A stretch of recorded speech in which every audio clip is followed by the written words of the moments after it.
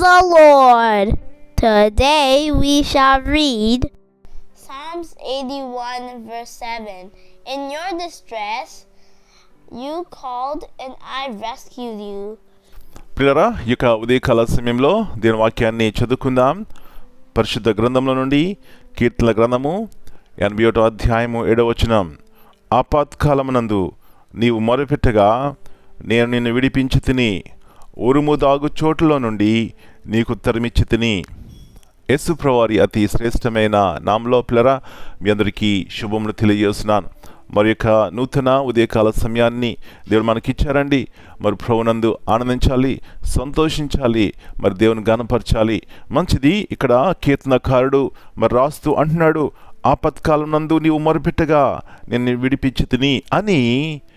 ఇశ్రాయేలు ప్రజల పట్ల దేవుడు ఏ విధంగా మాట్లాడాడో అది జ్ఞాపకం చేస్తున్నాడు. మరి ఇశ్రాయేలు ప్రజల పట్ల దేవుడు ఎలాంటి ఆశ్చర్య కార్యములు చేశారో అది జ్ఞాపకం చేస్తున్నారు. చాలాసార్లు మన జీవితాల్లో కూడా దేవుడు చేసినటువంటి మేలును మర్చిపోయినప్పుడు పిల్లరా, ఆపత్కాలాలు వచ్చినప్పుడు, ఇరుకులు వచ్చినప్పుడు, ఇబ్బందులు వచ్చినప్పుడు, కష్టం వచ్చినప్పుడు, నష్టం వచ్చినప్పుడు ఏం చేస్తామండి? భయపడిపోతూ ఉంటాం, ఏవేవో చేస్తూ ఉంటాం. ఎందుకు?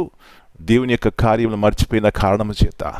నా ప్రియుడా, నా ప్రియ సహోదరి, మన దేవుడు ఆపత్కాలం నందు మొరపెట్టినప్పుడు ఉత్తరం ఇచ్చే దేవుడు.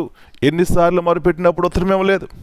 జ్ఞాపకం చేసుకుని మరి ఒకసారి విశ్వాసం కలిగి దేవుని తోట సాగిలిపోయినప్పుడు పిల్లరా, దేవుడు తన చిత్తానుసారముగా తగిన సమయంలో, ఒకవేళ అలాంటి పరిస్థితులు గుండా వెళ్తున్నా ఉత్తరమిచ్చే దేవుడు అని సత్యాన్ని గుర్తించి విశ్వాసము, నమ్మకం కలిగి ఆయన మీద ఆధారపడి జీవించినట్లయితే అది మనకెంతో సమాధానాన్ని, నిరీక్షణను, ధైర్యాన్ని ఇస్తుందండి. అలాంటి కృప ఉదయకాల సమయంలో దేవుడు మనందరికీ దయచేయనుగాక. ప్రార్థన చేసుకుందాం. పరలోకమందున మా తండ్రి, పరిశుద్ధమైన దేవ, మరి నూతన ఉదయకాల సమయాన్ని బట్టి మీకు వందనాలు చెల్లిస్తున్నాం. అవునైనా ఆపత్కాలంలో మేము మొరపెట్టినప్పుడు మీరు ఉత్తరం ఇచ్చే దేవుడు.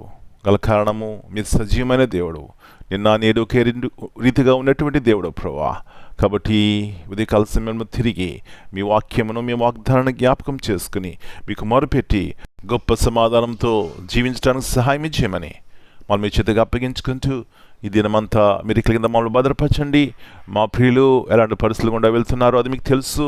మరొకసారి ఆపత్కాలంలో వచ్చినా, ఎలాంటి పరిస్థితులు వచ్చినా మీరు మాకు సహాయం చేసి మమ్మల్ని నడిపించే దేవుడు. అలాంటివి నమ్మకము, విశ్వాసంతో జీవించిన ఆయన ప్రతి విషయాన్ని ఎదుర్కొని దేవుని బట్టి జయ జీవితం కలిగి ఉండడానికి సహాయం చేయమని. ఎవరైనా బలహీనంగా ఉంటే వారిని ముట్టండి, బాగు చేయండి.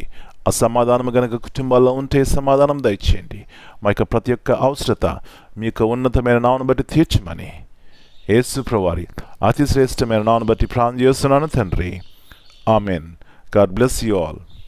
My dear brothers and sisters, greetings in the precious name of our Lord and Savior Jesus Christ. Here in Psalm 81 and verse 7, in times of distress, when burdens feel overwhelming and circumstances seem beyond control, God invites us to call upon Him.